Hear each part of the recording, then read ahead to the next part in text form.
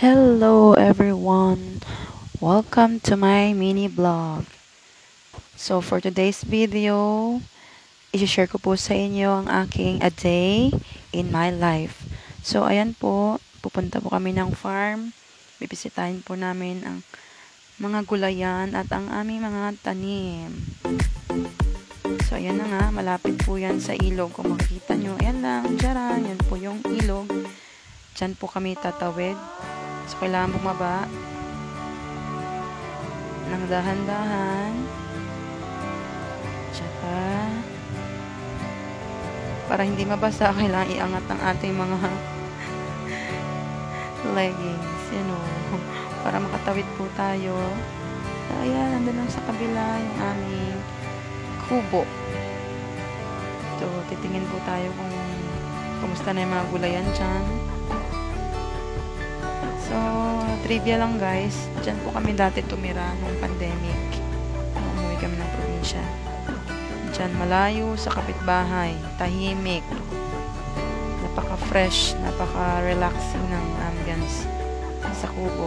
Ayan, yung mga tanim, yung sitaw, oh, may pinya pa.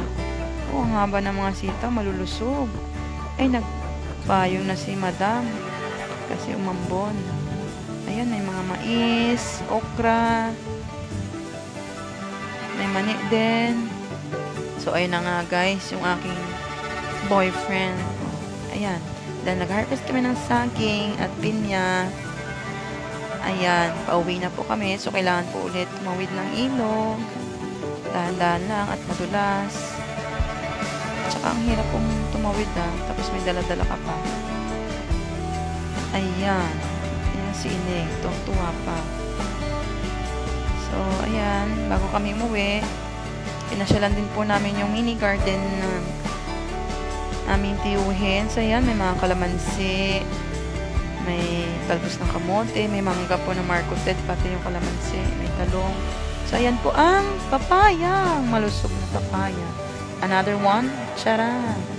Ayan, the third one, and pinaka mababang papaya po, ang galing, may bunga na agad. Tapos ayun pa po sa unahan, kung makita nyo, ayun, may mangga, may bunga, pero nasa lupa siya. Kakatanim na ng puno, pero may bunga na siya. So andito naman tayo sa, so ayan guys, sa mga taniman ng dragon fruit. So ayan po, kapag maliliit pala yung mga dragon. So ayan lamang po, thank you for watching.